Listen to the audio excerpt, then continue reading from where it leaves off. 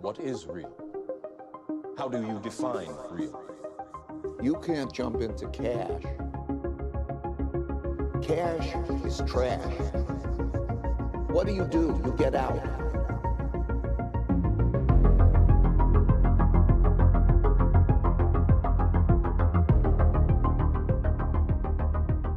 Pierre Rochard is the VP of Research at Riot Blockchain. He is the co-founder of the Nakamoto Institute and the co-host of the noted podcast with Bitstein, aka Michael Goldstein. And he's the co-host of the Bitcoin for Advisors podcast with Morgan Rochard, who have both been guests on this show. Bitstein was on episode number 34, Everyone's a Scammer, Praxeology and Advanced Geopolitical Meme Warfare. And Morgan was on episode 77, Building Wealth, Eliminating Financial Stress, Achieving Financial Freedom, and Bitcoin. Both tremendous episodes. However, Pierre was the very first guest on this podcast and my Morpheus on this journey. In episode 1, we discussed accumulating Bitcoin, libertarianism, and anarcho-capitalism. I suggest people go back and take a listen to that key episode and check it out. Pierre joined us for 2 very special group chats. Episode number 13, the 2020 election night special with Heavily Armed Clown and Guy Swan. And episode 22, the Thanksgiving special with Jimmy Song, Surfer Jim, Katie the Russian, and Knut von Holm. He was also in episode 65, Bitcoin FOMO, ADHD, post-internet stress disorder, and speculative attacks.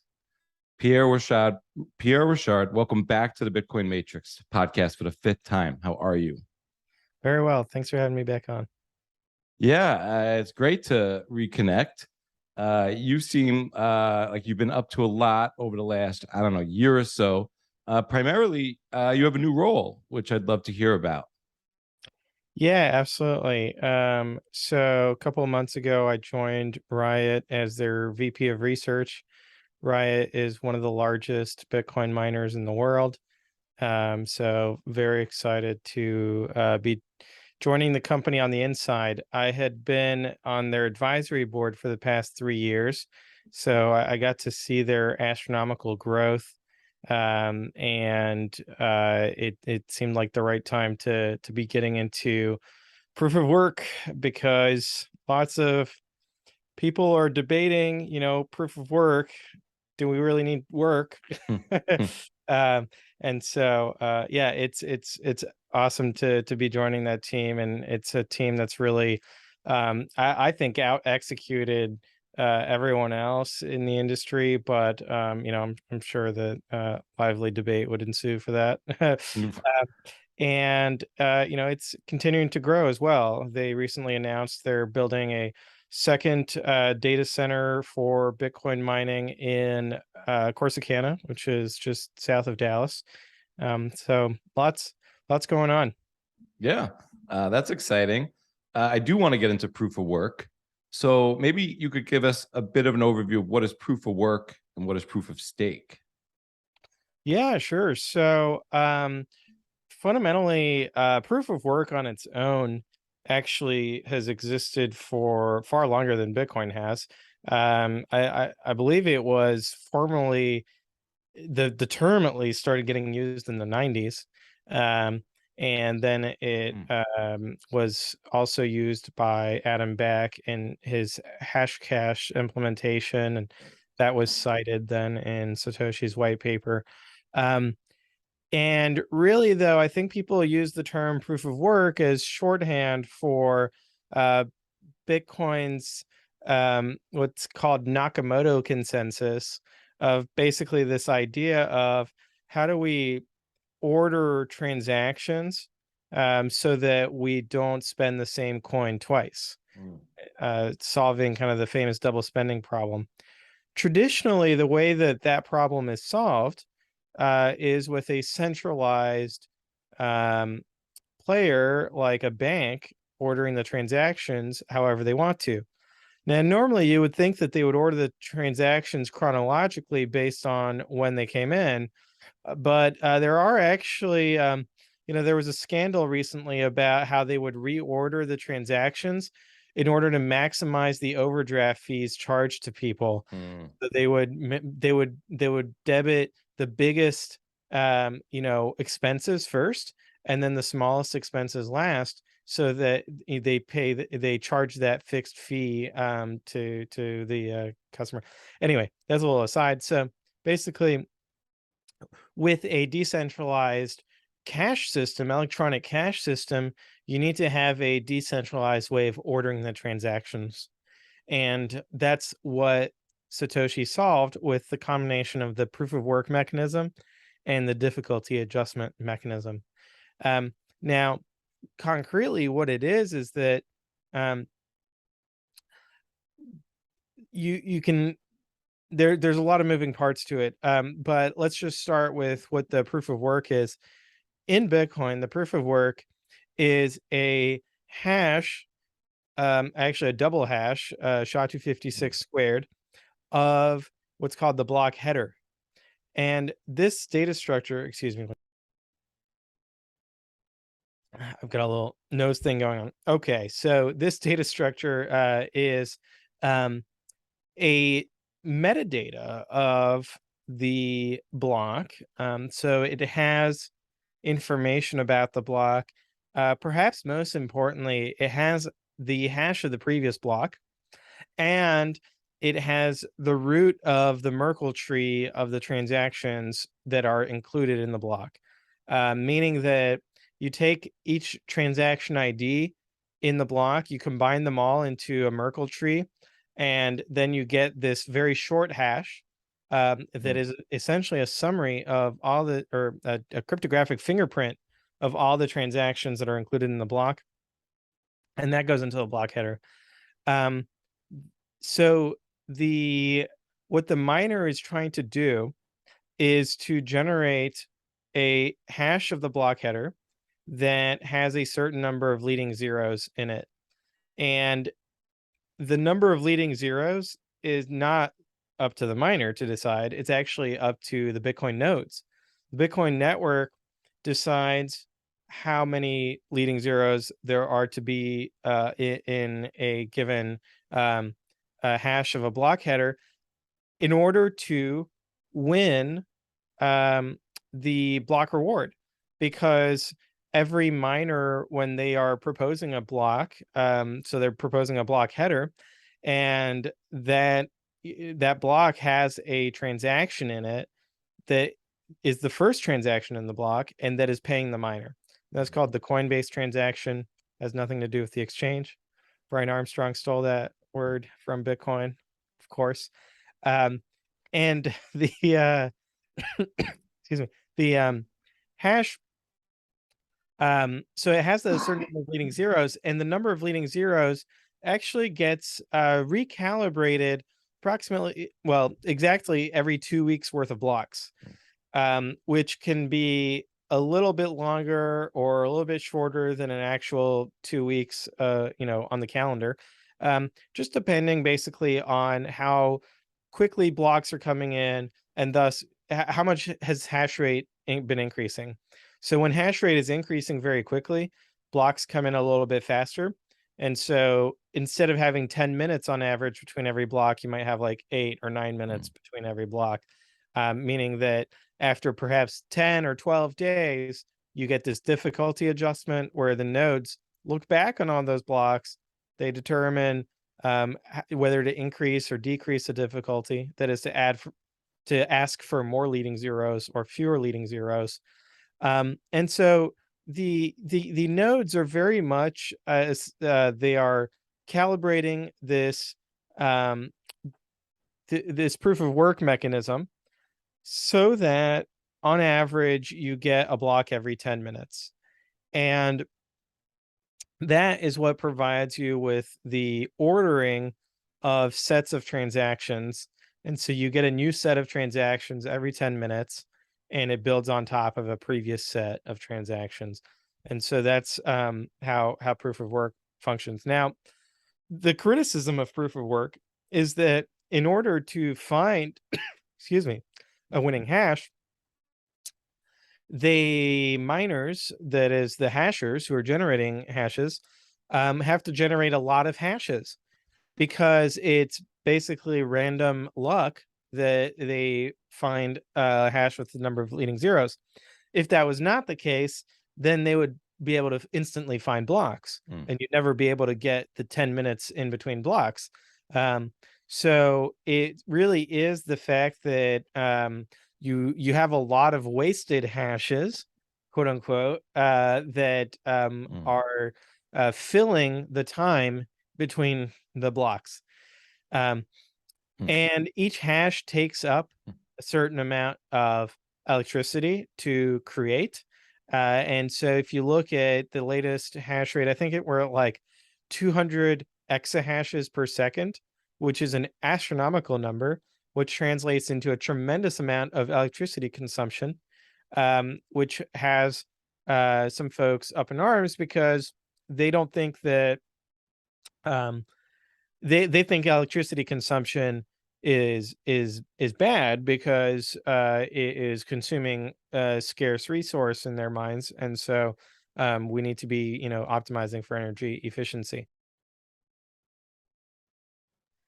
Now, if we go to proof of stake, um, again, if we look at it in isolation, first of all, there are no systems today that are actually proof of stake. They all have something on top of it in order to fix it, because proof of stake doesn't actually work. It is subject to what are called long range attacks, because the stakers are, instead of providing hashes of the block headers, they're signing block headers, and that means that they can provide signatures for any number of different histories of the ledger, and be able to pretty trivially construct parallel histories of the ledger and then reveal them to their advantage, in order to double spend or censor or whatever it is.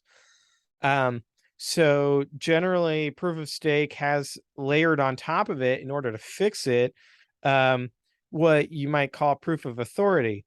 So proof of authority, it's just like a centralized system where either it's centralized based on a specific set of stakers who have the authority to finalize transactions and to checkpoint blocks, or it's the developers who set the checkpoints.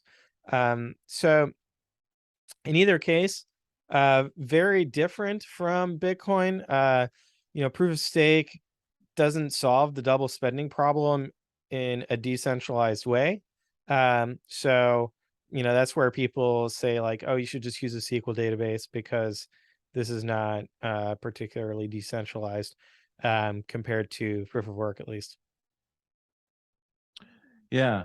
And then digging more into maybe proof of stake around maybe energy consumption, is it a reduction in energy consumption if we're just talking about hashes, or are there other sort of hidden costs to proof and stake around security or database management or computers or things maybe we're not thinking of? Right. So this is a really interesting question because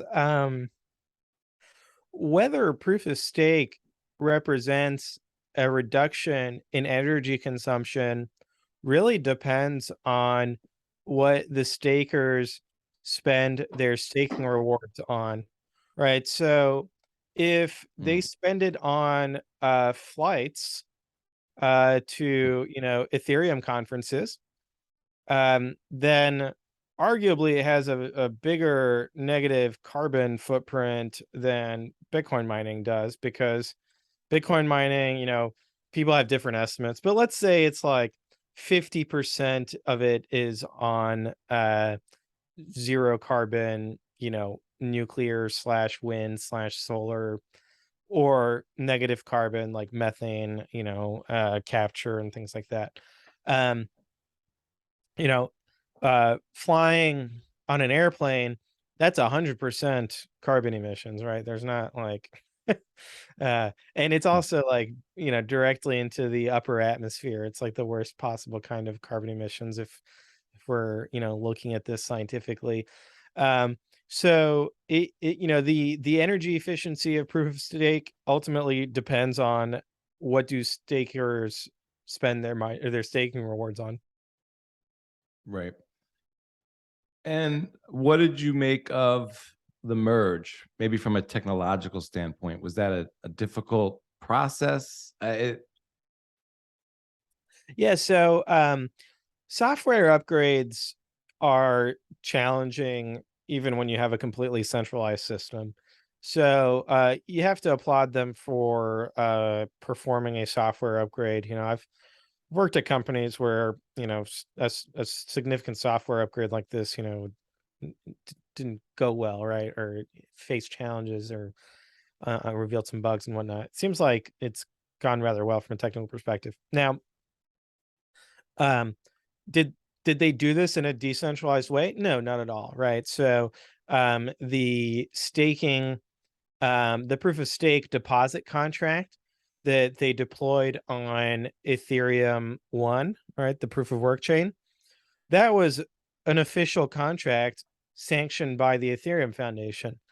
Or not sanctioned, that's a bad word to use in this context, but designated or created by the Ethereum Foundation as the official way to stake your Ethereum. So already from the get-go, there was no pretense of decentralization. Furthermore, they have this difficulty bomb mechanism of essentially being able to nuke all the nodes so that they're forced to upgrade. Right. Earlier, we were talking about time between blocks and sort of the difficulty adjusting every 10, 12 days, depending on the time between blocks. How does each node know the time between blocks? And how is then their consensus on the time between blocks? Yeah, that's a great question. So the miners, when they create the block header, they have a timestamp in it that says, here's the time at which I mined the block. Now, when the node receives that, it does not trust the miner. The node looks at its own clock and applies a certain window where if the timestamp is too far behind or too far ahead, then it rejects the block as invalid. But as long as the block's roughly within that window, it gets accepted. And then how does it determine if it's been 9 minutes or 10 minutes between, Yeah. and then So, how do they all agree right. that's happened and that's the amount of time, and then we have to make an adjustment? Yeah. So the nodes are looking at their own system clock. So every computer has its own clock. Now, conceivably, your node's clock could be off. In which case that you'll be rejecting blocks that are seen as valid by other nodes, and then eventually you'll just get disconnected from the network. That's my understanding of it, at least. That would be an interesting topic to research, though, in depth. Yeah. Yeah, and I'd love to move to a little bit to your latest piece, the utility of savings, the utility of saving. Do I have the title right there? Yeah, that's Yeah, right. yeah. Although I thought you were going to talk about.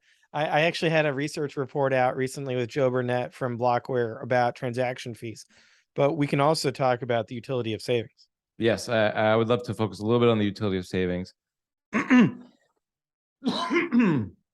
It opens up with sort of the critic's accusation: Bitcoin has no utility.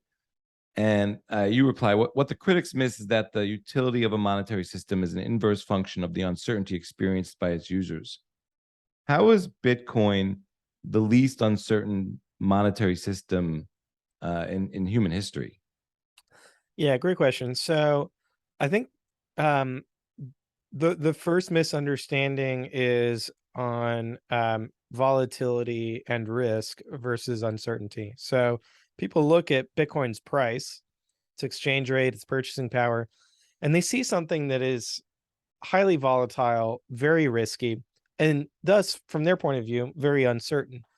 Um, and I I would argue that they are looking at Bitcoin from the outside.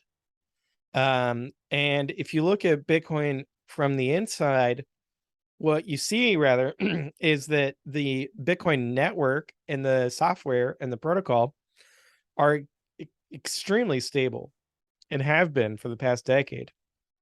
And what has been volatile is people's behavior on the outside. That is that, um, you know, there's a block on average every 10 minutes, and the system has been doing exactly the same thing for the past decade. But people have been FOMOing in and out of the asset, driving its price up and down, and that it's the people who are volatile, not Bitcoin. And so if you look at like the uncertainty around, for example, multi-sig or single sig, or um, the nodes, node software, the miners, um, all these parts of the system are extremely stable, and it's yeah, that's what makes it an interesting monetary asset, even if the people around it are a little bit unstable. Right. Stability. Humans maybe not the most. Why do people then hold money? Yeah, so the fundamental reason to hold money is because we don't know what's going to happen in the future. And so if you knew exactly what was going to happen in the future, then you would be able to essentially arrange your affairs so that you never have to hold any money. You would, distribute the money as you receive it instantly, and that way everything would be, prepaid for. But the universe, human existence is full of uncertainty. So we don't necessarily know what we're going to spend on tomorrow or in a week or in 5 years. And that's what makes it useful to hold money. Mm.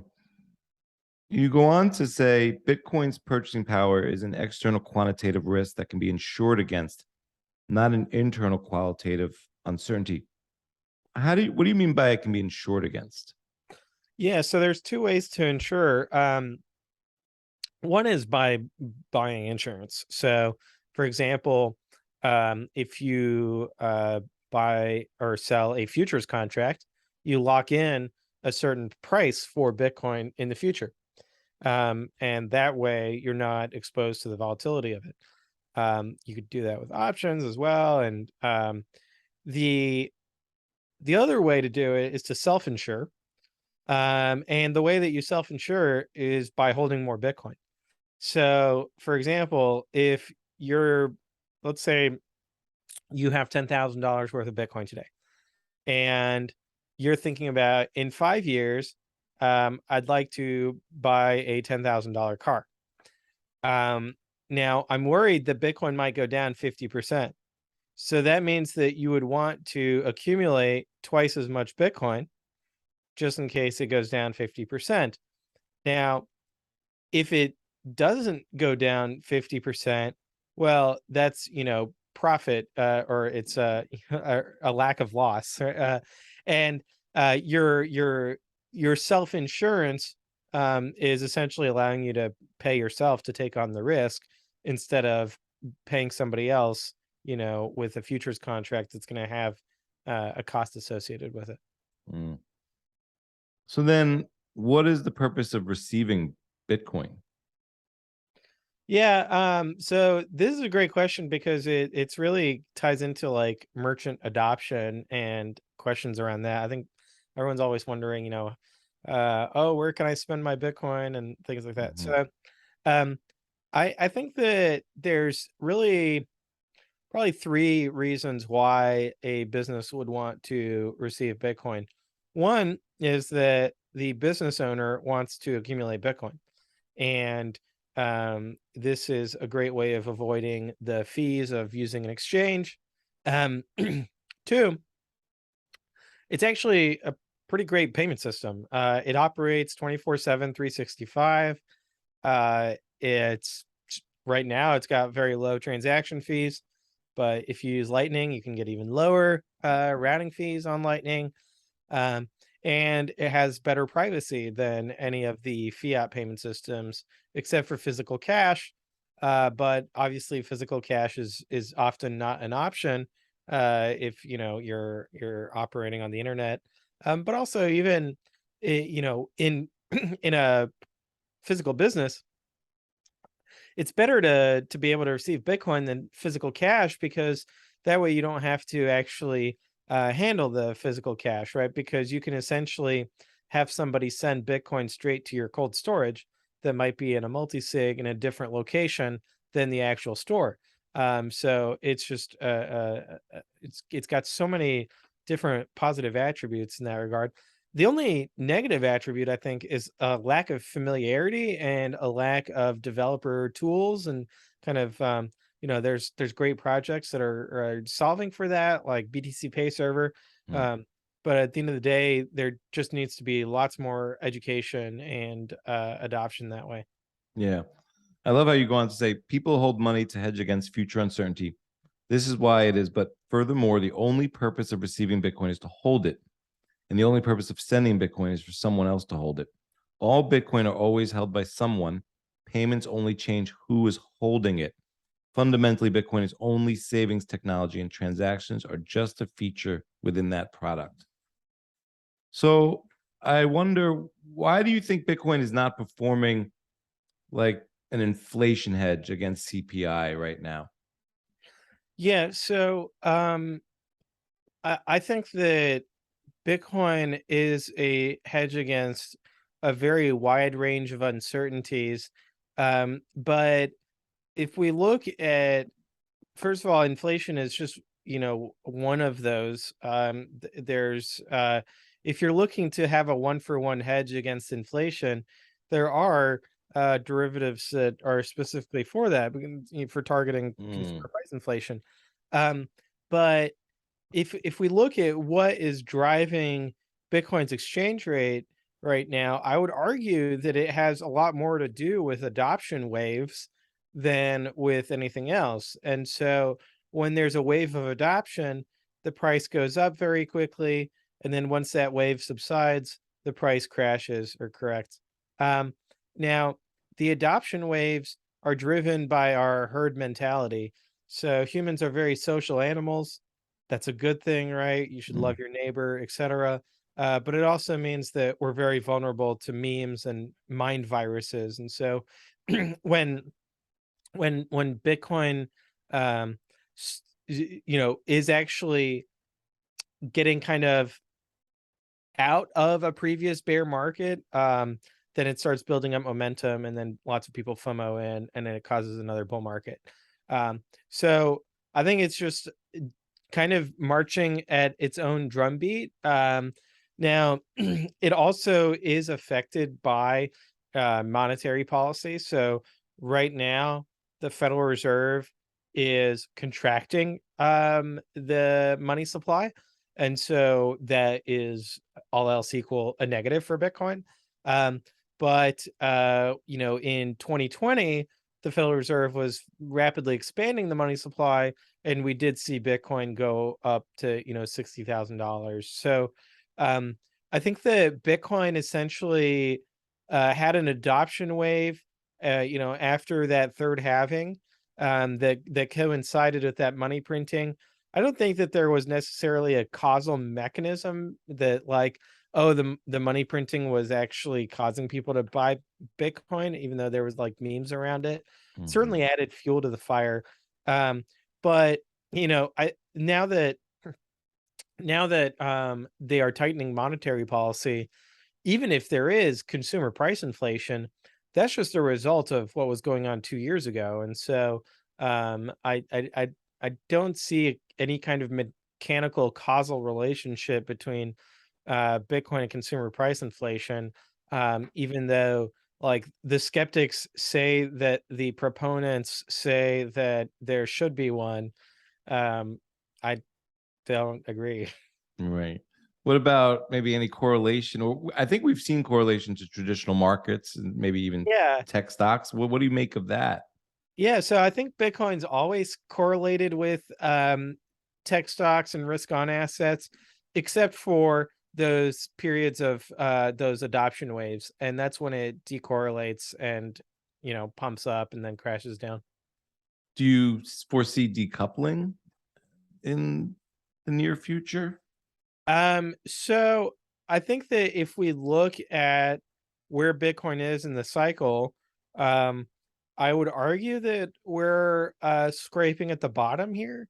And so if we look at past cycles, after you scrape at the bottom, you generally have a year or 18 months before the next bull market starts in earnest, of sideways. And, we've seen these BARTs, right? It pumps and then it dumps, within days. And so I think that I would expect more of this sideways movement for a little while. Sure. Do you think there's been any Bitcoin price suppression through futures markets or paper Bitcoin, or even fractional reserve at exchanges? I'm very skeptical of that. I think that anybody trying to do that would probably get wrecked, because you never know when the price is going to pump. So, and it has in the past, and so it's very risky to be engaged in that. But Maybe a yeah, nation state? yeah, I'd have to see the evidence for it. Mm, To me, it seems like an extraordinary claim. fair enough. Do you think this cycle has been any different from previous Bitcoin cycles? Um, yeah, that's a great question. I think that there was just a lot of similarity. So we saw lots of people jumping into altcoins. I guess the new thing this cycle is NFTs. But there's a new thing every cycle, and so that's another similarity. Um, the I think the major thing is that transaction fees stayed very reasonable. So in December of 2017, transaction fees skyrocketed north of like $50 a transaction. There were people paying like lots more than that. Um, and in this cycle, we did not see that. So I think it was related to SegWit adoption and Lightning. What kind of cycles do you think we'll see in transaction fees? And maybe what kind of projection are we headed towards? Are we maybe headed to a place where transaction fees are extremely high because this is a base layer settlement network, or maybe they're not astronomically high? I'm not saying they're as cheap as maybe what we'd see on Lightning, but where do you see it kind of going? Yeah, so there's two ways that transaction fees could be high. Either um, there's not enough scaling innovation to increase capacity at the base layer, and so demand outstrips supply for block space, or there is censorship happening that is excluding transactions from blocks and causing transaction fees to go up. If neither of those are in place, then I would expect transaction fees to continue to be very low. And returning a little bit earlier to around miners, in the future, do you think Bitcoin hashing is going to be something akin to 50% of energy consumption in the world, or closer to something like 1%? Oh, I think it's gonna be much less than 1%. I think that um, one, electricity production is going to dramatically increase. I think lots of people want to have a first world lifestyle, which requires electricity. Um, two, the if the only way that electricity consumption would continue at this pace is if transaction fees went up. And I think transaction fees are, going to be reasonable. They're not going to be exorbitant or super, super low. And Yeah, there's definitely scaling innovation happening. So Taproot, people talking about Fedimint, Lightning, obviously. So, um, yeah, I think that there's pressure release valves for transaction fees on Bitcoin. Um, so I don't think it'll be a material percentage of the electricity consumption. I agree with you long term. I'm interested. I'm kind of curious because you mentioned first world lifestyle, and it seems like we're going through one of those weeks where decades are happening. So I'm kind of curious what you think. With Nord Stream, the bombing of Nord Stream, the Bank of England in the same week, and where the pound is going against the euro and the dollar. What do you sort of make of the economy right now, and even geopolitics? Yeah, so I think that as far as the global economy goes, that the Federal Reserve, it seems as though it overreacted to the inflation, I would argue, or is increasing rates too quickly. And it's kind of like having somebody who is morbidly obese and saying, "Hey, you're going to run a marathon to get in shape." It's like, well, that's not going to work. So even though it's directionally correct that, yeah, working out is how that person's going to get in shape, just having them start on a marathon is they're not going to make it. And so yeah, I think that they are draining liquidity far too quickly, and that's causing global disruption because the U.S. is the world reserve currency. Um, Now, how long they'll continue along this path before they have to pivot, and start easing things, I think that's going to be driven by politics. The way I would look at it right now is that Joe Biden has somewhat given up on these midterms here in the U.S., and so um, he wants to front load the pain and have as much tightening as quickly as possible. That way, they can ease going into the 2024 election, so that he stands a chance against Trump. Because if the Fed kind of drags out the pain and backloads it, or is it's just slow, um, then that means that there would be tightening, in during an election year, a presidential election year, and that would be disastrous for Biden or whoever is running for the Democrats. How do you think? Well, Bitcoin seemed to be built for quantitative easing. What do you think? How do you think Bitcoin's going to react to quantitative tightening?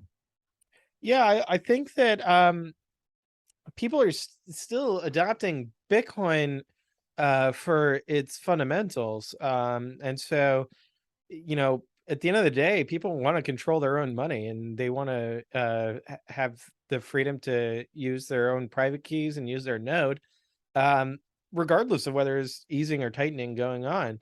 Um, Hmm. the It creates an opportunity, certainly, for folks to accumulate sats at a better price point when there's headwinds of this tightening, because that means that they're not competing against so many people or so many dollars chasing the same Bitcoin. Might be the same number of people, just fewer dollars, just because the Fed is taking dollars out of the system. Um, and Yeah, I think that it's it's really built for any season. And I also just don't think the tightening is going to last particularly long. Sure. Do you think sort of capitalism is going up against communism right now in the world with like the World Economic Forum uh, and I wish it was communism. I mean, it's communism, or I don't wish it was communism, but at least communism promised to increase people's standard of living. All right, it was like, hey, we're going to redistribute wealth so that everyone's better off. except for like the handful of capitalists, right? Um, with this, I don't even know what to call it. It's not really environmentalism. It's like eco-terrorism. Mm. Um, they want they essentially want to eradicate the human race from Earth, right? They see us as a cancer. Much like in the Matrix, it's like Mm. humans are a cancer. We have to remove them, or at least remove a lot of them. um and it's really it's Malthusian type thinking of, oh look, there's a limited number of resources, and with the trajectory that we're on, if we look long term, then we're gonna damage the planet or something. So I think that's like the ideology. It's, to me, it's bizarre because, like, if we think about it long term, first of all, why why is 2050 the longest term that we're willing to think about it? Um, if you think about it in terms of billions of years, the sun is going to explode and incinerate the earth. Like that's what the scientists tell us. So um, I don't quite understand like their equation of, hey, look, uh, we want the earth to be doing great this century, even though we know that over the next 3 billion years that it's gonna just get wiped out completely. um I think that if we think about it very long term, we would say, okay, we need to use the resources we have at our disposal to become a spacefaring civilization. um that seems like that would be the right approach. In which case, we should look rather favorably of saying, let's use fossil fuels as a bridge to get to nuclear. And that, we want to get everything on nuclear and be constantly improving nuclear because that is the most energy dense way of producing electricity, and thus of being able to build up our civilization to be sustainably in space. um it seems like uh there's a lot of pushback on this from what I would say that these are people who worship Mother Nature, like in a kind of a spiritual way. And to them, they see like primitive elements of wind and sun as being more noble than elements like fire, right? To them, fire is like very dangerous, so they don't like combustion. But wind and sun are good, and so they like solar and wind power. Even though if you look at the manufacturing process and the they also, they like batteries too. They like batteries a Mm. lot, which is particularly odd because um yeah, manufacturing batteries at scale requires mineral extraction on an epic scale, far greater than Mm. mining coal. So they, Mm. but I think that in their minds, it's like, no, no, we're not going to do solar, wind, and battery for everyone. We're going to do it for a select few, and everyone else is just going to die. And so we don't have to like figure out the solution for like billions of people. We just got to figure out the solution for like 100 million people or something like that. So they are very much like a kind of Gaia, Mm. Earth worshiping, and misanthropic, anti-civilization ideology. So I think that it's really important that we figure out how to deprogram these people. They're in a cult, and to get them back to reason, back to science, and to be thinking about, how do we solve civilizational problems rather than try to destroy civilization. But yeah, it's going to be a long process. These people have been deeply brainwashed. Do you think we're at an epic juncture where it's sort of, panopticon versus, maybe a chance at breaking through the Fermi paradox with Bitcoin and the great filter? Yeah, I think that's exactly it. And so, you know, the people are starting to see the consequences of this ideology of environmentalism, and I think that most people are naturally repulsed by it. So I do believe good wins in the end, and then it's just a matter of time frame, right? So the Soviet Union took 60 years to collapse. So uh, that's, things take a while to collapse and for people. Now, other ideologies like Nazism and fascism, they collapsed much more quickly. Um, so I think that um, hopefully environmentalism collapses and we're left with a more progressive, like pro-nuclear uh, Mm. view of things. Do you think there's spirituality in money? Yeah, absolutely. I think that it's uh, if you have a bad money, that is that if you can't hold money, then it actually incentivizes you to be more materialistic. And so you Mm. spend your existence more in this kind of mass consumer mindset because you can't hold money, you have to consume. And so that materialism actually is bad for your soul, and it distracts you from your spirituality, and vice versa. If you are incentivized to hold money, then you spend less money on distractions of any kind, and you spend more time on yourself and your family and your spirituality. Yeah. A few things I think you said earlier is materialism is sucking the life out and time out of you. It is also time consuming. And if you have more time, you can contemplate the ultimate ends. What how is hodling Bitcoin the second highest form of charity?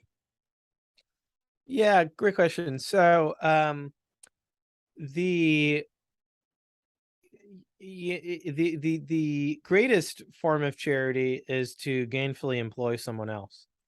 And so, we could debate about whether that is actually charity or not. I think that anybody who has been an employer would argue that there's some charity to it in the sense that you have to be charitable towards your employees because, there's a saying of if you want it done if you want it done right, do it yourself, right? And so, in order to not Mm. do it yourself and not do it right, that's a sacrifice, right? And that I think is a form of charity of saying, hey, I'm going to actually hire somebody else to do this, and I'm going to pay them to do it.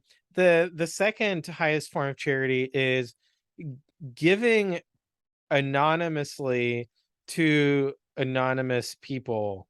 Um, and this is really and without them knowing that you gave to them. And there's kind of an obvious reason why that would be better than if they did know that you gave that you gave them charity, um, because it preserves their dignity and their self-worth, and also they also they their agency. um so the way to do that is rather simple. If you have a money that cannot be inflated, you just hold money, and that increases the purchasing power of everyone else. And so you have donated purchasing power to them. They don't know that you donated it to them, and you don't know who you donated it to. And that is really the ideal form of charity, even if it's not commonly seen that way. I think that's the reality. Sure. And to quote you back, holding money is the greatest form of charity as it anonymously increases the purchasing power of those who need to spend while respecting the integrity of their dignity. Printing money is the opposite of that. So then the counter to that, or the kind of question is, where does toxicity fit into Bitcoin? Is toxicity a positive attribute to the system? So I think that there's tremendous diversity in the audiences of Bitcoin. Um, so some people don't respond very well to toxicity, and they need the utmost levels of civility and diplomacy, and anything else they kind of shut down. Um, they just don't have um, the either the emotional maturity or the temperament for it. Um, Other people rejoice in toxicity, right? So in receiving it. Mm.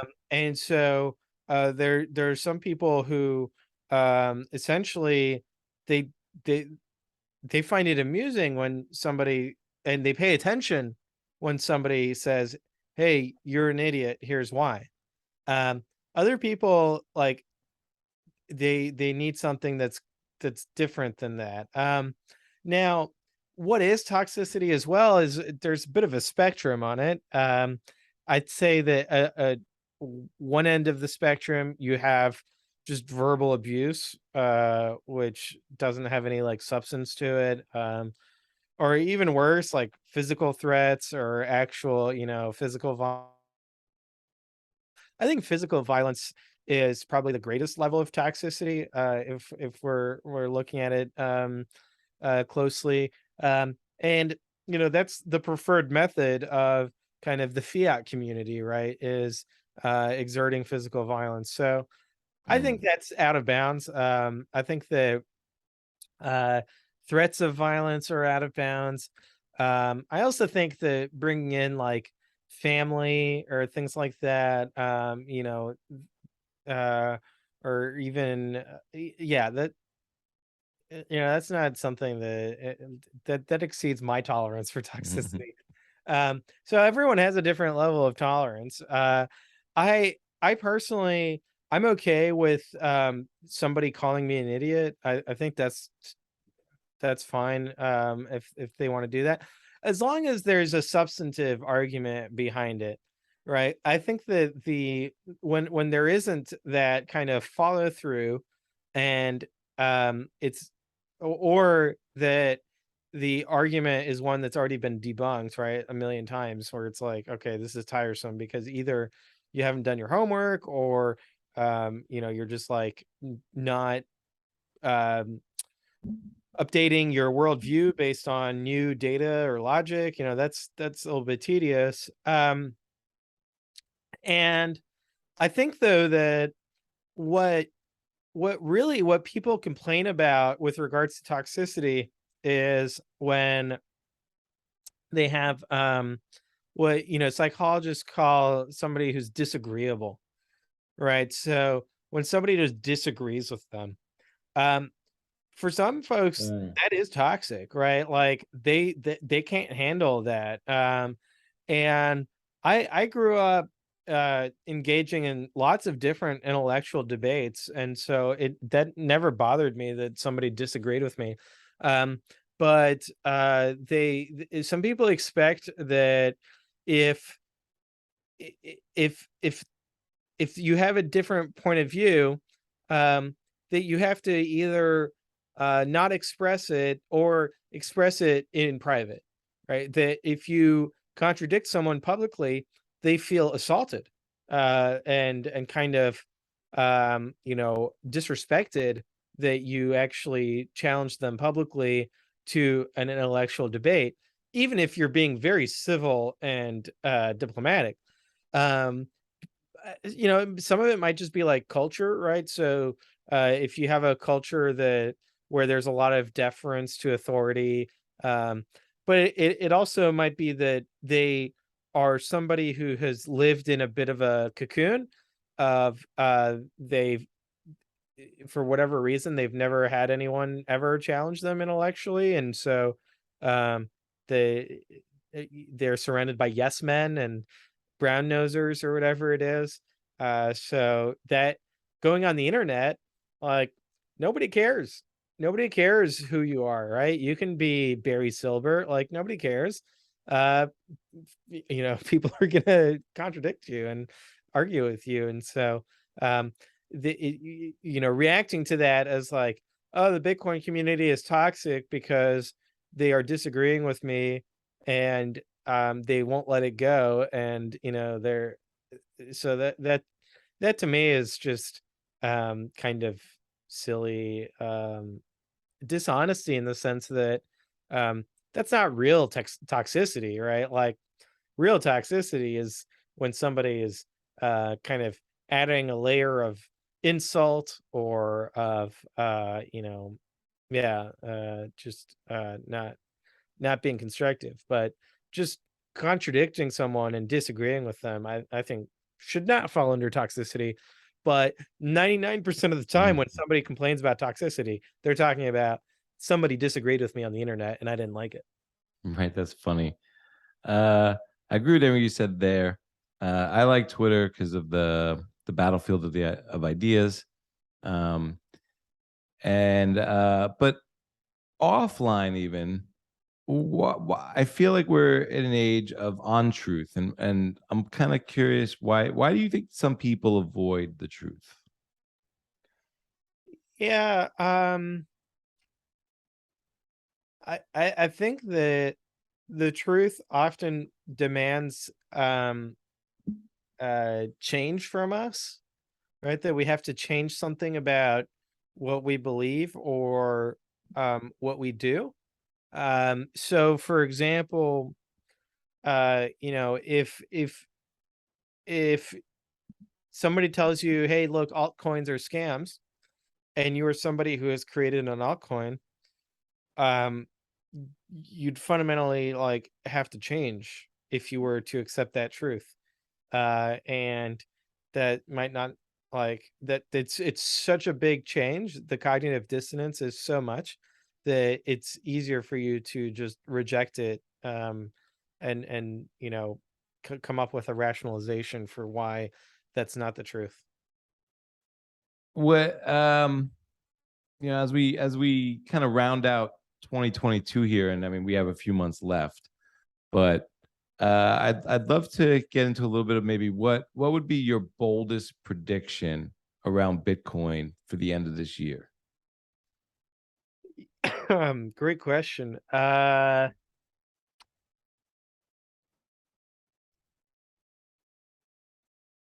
Yeah, a bold prediction. I mean, last year, or maybe it was 20, yeah, I think it was 2021. I made the bold prediction that like half of the S&P 500 companies would hold Bitcoin. And that turned out to be very bold because it was disastrously wrong. Um, so I would dial it back to perhaps something more manageable. Um Yeah, I guess my bold prediction would be that I we only have 3 months left, so it's hard to even be truly bold. But let's say in 12 months, Mhm. in 12 months, I think that the Lightning Network capacity will have doubled.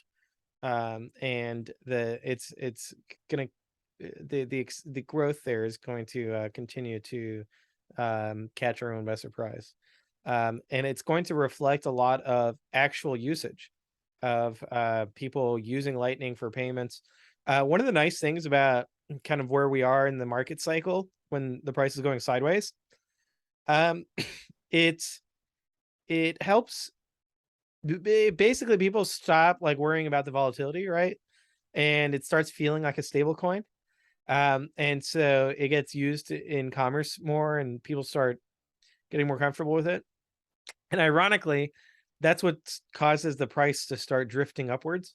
And then you get everyone piling in, right? And so I think that kind of the payments utility aspect of it is gonna continue to grow over the next 12 months, even if the price is just going side, especially if the price is going just sideways. Well, let's get into the Lightning Network a little bit. I always wonder, so Bitcoin, I think, is a very special thing, and I couldn't imagine it being any different in certain regards. I'm not talking about 21 million being, it could be 22 million, but the idea of a supply cap or proof of work or the difficulty adjustment, it just seems to all come together like magic. And Lightning is one of a second layer application. I think you count Liquid as another, and but is Lightning as special as Bitcoin in the sense that we got it right, or is this still a little bit experimental? Are there risks? Are there going to be competitors? I'm really curious what your take is on that.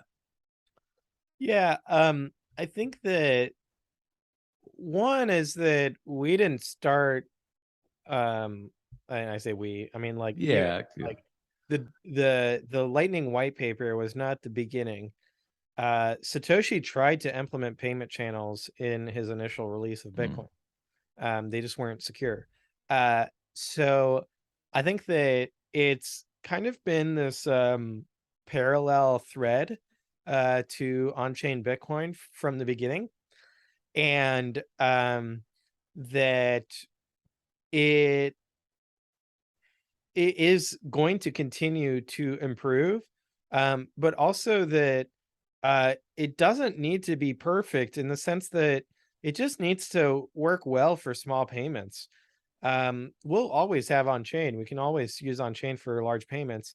So I think that when we think about the risk, the reason why the reason why Lightning can be high risk is because it's low value at risk. And so you would never use Lightning for your life savings, but just in terms of using it as a wallet for walking around money, that I think is going to work really well. And whether it's custodial or non-custodial. Now, lots of really brilliant folks working on making sure that non-custodial, is the future. So big props to them. And I think that there's enough being invested in it that it's going to succeed. Now, obviously, it comes with its flaws, as does on-chain Bitcoin for that matter. But it just has to be, it just has to have the right set of trade-offs, and also just be open source and be something that we can improve and build upon. I'm bearish on the idea that there's going to be something even better than Lightning coming along that will essentially make Lightning, irrelevant. I think that the fundamental design of it makes a lot of sense. Got it. Yeah, no, that's really interesting to hear. And I want to check in with you on El Salvador. Last time we talked, you brought up a really interesting point about how President Bukele he's young, and so he has that sort of quality to this ambitious play with Bitcoin. But I'm curious what you think of how Bitcoin as legal tender has been going in the country, and that project. I'll be visiting in November, so I'll be able to give you an on the ground report. But I think that changing the world monetary system is a multi-decade process, and it's astounding to me that we're in decade 2 and we've got a country that is embarking on this. And yeah, I think that we'll see. It's just an amazing kind of test ground, and I hope it's super successful. But I'll see on the ground in November, and I'll send some Lightning payments and test it out. Could you imagine when you and Bitstein were running around Austin trying to get businesses to adopt Bitcoin, I don't know, 10 years ago? And now a whole country has, sort of implemented that as legal tender? Yeah, it's pretty astounding. I mean, I think that I don't know if a lot of people are actually using Bitcoin on the ground there. I'm gonna find out. Um, I because I still stand by the thesis that Bitcoin's like native internet money, and so Bitcoin adoption is going to happen by internet people like us before it happens to like geographic areas like El Salvador. But I think that it also depends a lot on the regulations. So um, I saw a map that showed how much are people using Bitcoin for payments in different countries, and it basically in countries where you have the capital gains tax thing going on, uh, very little. But then in countries that don't do capital gains tax on Bitcoin, it's thriving. So I think that you know making it legal tender really makes it able to thrive because it exempts it from that capital gains taxation. Um, and competition is good. So I think that creating a level playing field between the dollar and Bitcoin is how we see who is the winner. So what do you make of all these projects around the world, like Bitcoin Beach, which kind of was foundational to El Salvador, and I think it's Bitcoin Island, maybe in Philippines, and Bitcoin Lake in Guatemala. Do you think that these are going to be instrumental down the road, or it sounded like a little bit like you thought maybe these would be like footnotes where we remember Well, them, but they're not? no, I don't think so. I mean, at the end of the day, internet adoption catalyzes into real world adoption. So at some point, you reach a critical mass of, for whatever reason, in this area, there's enough Bitcoin users to form a circular economy, and kind of snowball from there. So I think it's fantastic. I would just question our ability to um, like predict where it's going to happen, or Mm. like El Salvador came out of left field, right? Nobody except for the folks who were actually on the ground there um, knew about it until like Bitcoin Miami, uh, and the announcement there from Jack. Check them out. Yeah. Well, what do you think about? I mean, in the world right now with oil, so everyone's trading oil. It seems like the petrodollar's breaking down, or at least the monopoly on that. Do you think we'll see a nation state turn to trading oil for Bitcoin in the near future? Um, I I think that there's always this challenge where in order for a nation state to take Bitcoin seriously, I think they have to not have their own currency. Mm. And so that was the case with El Salvador. They were using the US dollar, and so it didn't really cost them anything to whereas a lot of other countries, any kind of somewhat um, you know, I think all of the big oil exporters have their own currency, and so they're always going to try to shill their altcoin to. And I remember Venezuela had it literally an altcoin that was like um, for oil. So uh, the the temptation will always be there. Um, yeah, I don't think that that's, or from what I read, in the near term. Yeah. So do you think that nation states will be the last to adopt in I that mean, regard? yeah, the ones that have their own currency will be.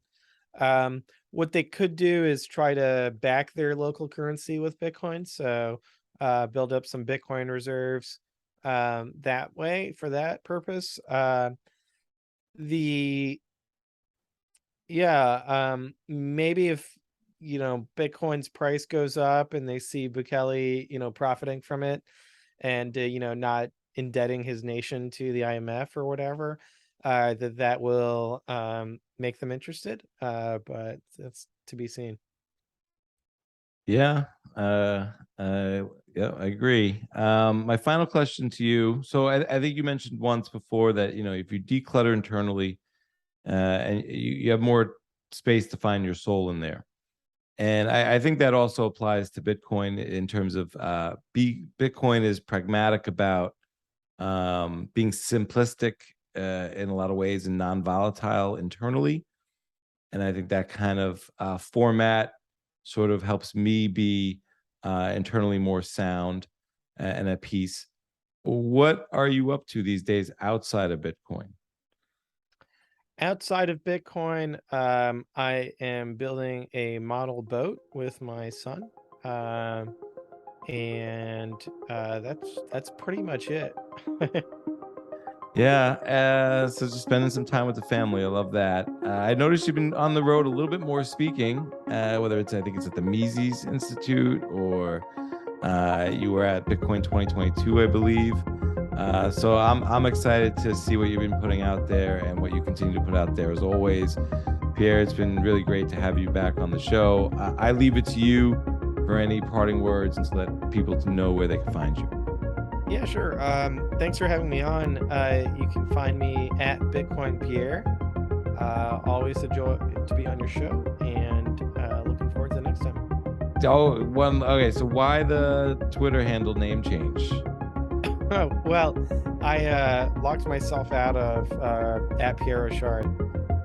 I registered it with a Google voice number, and that voice number expired, and then I couldn't recover the account. So I'm sure somebody has a clever NFT solution for decentralizing Twitter, but I'm not interested in hearing So you're still going to run both accounts, Bitcoin and Savings?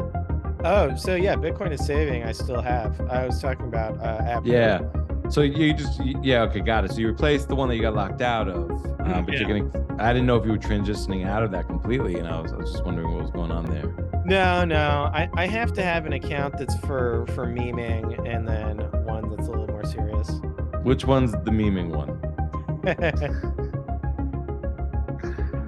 Thank you so much, Pierre. This has been so dope. Yeah, thanks for having me on. Have a good evening.